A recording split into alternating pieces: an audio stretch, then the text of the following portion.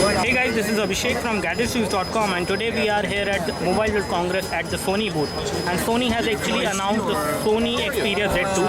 Sony Xperia Z2 has been slightly changed in terms of the design, although it looks very much same as we have seen earlier, the Sony Xperia Z1. In terms of the look and feel, this one looks exactly the same, but there are some changes which have been done, especially the speaker mesh design which has been changed. So as you can see, the speaker mesh design now has 3 holes, unlike the big speaker mesh which we have seen earlier. As far as the overall design and build quality is concerned, the build quality has remained the same. It is again a sturdy device, a dust-proof device, a waterproof device as well. So Sony Xperia Z2 is also dust-proof and waterproof. As far as weight is concerned, it is around 164 gram. The thickness of the device is around 8.2 millimeter, which is again fairly good. When it comes to the weight as well, the weight is slightly good, I would say. And again, the display is slightly larger.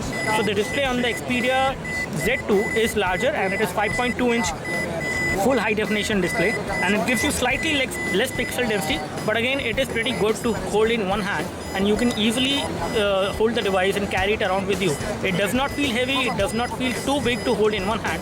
That is something which we can tell you. As far as the front is concerned, the front looks the same as we have seen. We have a black bezel with display which is 5.2 inch, pretty big, but still the device is easy to hold in one hand, but again little bit bigger, especially for one-handed usage. It might not be the best device because you may not be able to reach every part of the screen with one hand whenever you are using this device. But again, the edges are kind of tempered and rounded with this kind of a design with metal in between. Again, pretty good build quality, I would say, and pretty nice design as well. It gives you a nice grip when you hold the device in one hand. You have the dock connectors over here. You have a flap over here. Once you open this flap, you can actually access the micro USB port for data syncing and charging, and this is the SIM card where you can actually access. So you can actually access the micro USB port for data syncing and charging, and the SIM card can actually go inside over here once you remove the flap. Apart from this, if we take a look on the top you have the 3.5mm audio jack. Here you have the secondary microphone. On this side you have another flap for the SIM card, not for the SIM card but for the micro SD memory card. So you can insert a micro SD memory card into this device over here. When it comes to the power and sleep key, the power and sleep key is over here.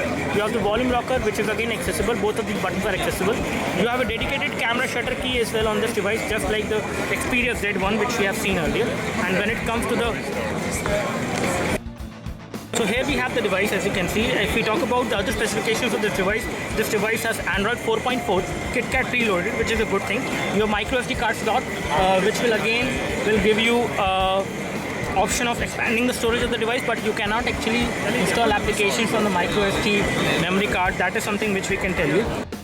So talking about the processor, it has got a 2.3 GHz Qualcomm 801 chipset. So it is not the 800 chipset, but it is slightly better version of chipset which you see on this device. It is not exactly the Snapdragon 800 chipset. You have 3 GB of RAM, and this is how the UI look like. Once you unlock the phone, as you can see, once we unlock the phone like this is how the UI look like. Again, the same UI which we have seen earlier. It is running the Xperia UI which we have seen on the previous Xperia Z1 as well. There is no change as far as the applications or the kind of UI which we see. There is nothing different. You do have NFC as well on this device. You have a 20 megapixel camera, that is 20.7 megapixel camera with the G lens, almost the same camera which we have seen on the Xperia Z1 as well. And when it comes to the front is a 2 megapixel camera. Both the front as well as the rear camera can record high definition video at 720p as well as at 1080p at 30 frames per second. When we talk about the 4K video recording, the 4K video recording is capable, is possible through the rear camera which we have on this device. If we take a look over the application, these are all the applications will come installed. You have all these applications like camera, file commander is there, FM radio is also there. So you have FM radio, you have other applications as well. So this is the Europe version, so you slightly will see a different application. And again, when we go into the settings, let me just go to the settings to show you the version of Android and other things. So once you go into the settings, as you can see, this is how the setting UI look like, kind of optimized and looking different. You have Android 4.4.2, so you have KitKat running on this device, which is definitely a good thing. When we talk about other things of the device, When it comes to the tethering options, you do have support for tethering. You have Android being supported, VPN is also supported. So you have all these things supported, which is definitely good. Again, I do not see this device as a very different device. This is just like Xperia Z1, a slightly better enhanced version of Xperia Z1 with a slightly larger display. And when we talk about the storage, we have 16 GB of internal storage, out of which around 10.38 GB is available to the user. And again, you do have support for micro SD memory card, which you can install on this device. When we go into the display, under the brightness, we can take a look. We have support for automatic brightness as well. Again, this is a premium phone, so don't expect it to actually cost less. It will be kind of premium, and it will cost you around 30 to 40,000 rupees. In between that, basically the price range which we can think of for this device. If we take a look over the RAM scenario, the RAM scenario is different because this device has 3 GB of RAM, unlike the 2 GB of RAM which we have seen on the Sony Xperia Z1. So this 3 GB of RAM, as of now, we have around 870 MB of RAM which is being used, whereas 1.9 GB of RAM is free, which is again making this device responsive, and there is no lag which I can notice in the device. Let me just show you the phone dialer first of all. So this is how the phone dialer look like, and again you can dial the numbers, but you do not have the option of making a video call from the phone dialer. Once we go into the messaging application, this is how the messaging application look like, and once we go and create a new message, this is how the messaging UI. So messaging application has been optimized to make it look different. It is not the stock Android messaging application. This is how the keyboard look like. The keyboard keys are pretty big to type, and again you do have continuous input supported as far as typing is concerned, which is again going to make the typing experience pretty good. So you do have the option of continuous input, and keyboard keys are pretty good, and the typing experience is going to be smooth on this device as if now, as we can tell you. When we talk about other things of the device, and we take a look over the camera, so let me just show you the camera performance as of now. So let me just take the photo of this headphone and show you the quality. How does the quality look like? You do have the option of geotagging your photos as well. So let me just take the photo of these headphones and show you the quality when we take a photo. The camera UI has remained the same. It has become a little bit different in terms of the options which we have seen, and this is how the photo looks like. Let me just open this photo in album so that you can actually see. So the overall clarity, the kind of details which I can see in this photo is definitely amazing. So this is a pretty good thing for this device.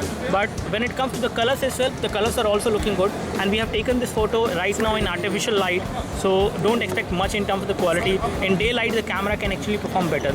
I would say the camera on this device is performing a little bit better. They have done some customizations in the camera UI itself, so that it gives you better images. Again, when it comes to the viewing angle session, let me just take a look over the viewing angle. Let me increase the brightness and show you the viewing angle so that you can get an idea. So viewing angles has always been a problem with the Sony Xperia phones, especially with the Z and the Z1. Whereas this device, on the other hand, has pretty good viewing angles. That is something I can say. You can see the screen from extreme angles without any issues. The camera is also better. So in all, this is an enhanced, better version of Sony Xperia Z, which you will get in India. This device should come to India by end of April, I guess, or maybe by May. Let's see when it comes to India at what price it will come. Definitely it will come at a very high price point. So let's see how does that actually happen and how is the overall response for this device. Till then, stay tuned. You can like this video. This video helps by clicking the like button below. You can subscribe to our YouTube video channel for more videos like this by clicking the subscribe button below. Thanks for watching this video. This is Abhishek signing off. Thank you. Talking about the battery of this device, the battery on this device is a 3200 mAh battery, and it is a non-removable battery, so the battery cannot be removed. The back side of the device is glass, and the front is also glass. And again, this is scratch resistant and to an extent shock resistant glass as well, and it will not break in such a way that it will cause you some harm. It will break in very small parts, and it will be difficult to break this. When it comes to the GPU on the device is Adreno 330 GPU, which is again going to give you great performance. So in all, this device has a pretty good performance, pretty nice camera, and a pretty nice display as well. Better display as we have seen on the Xperia Z1 and Z.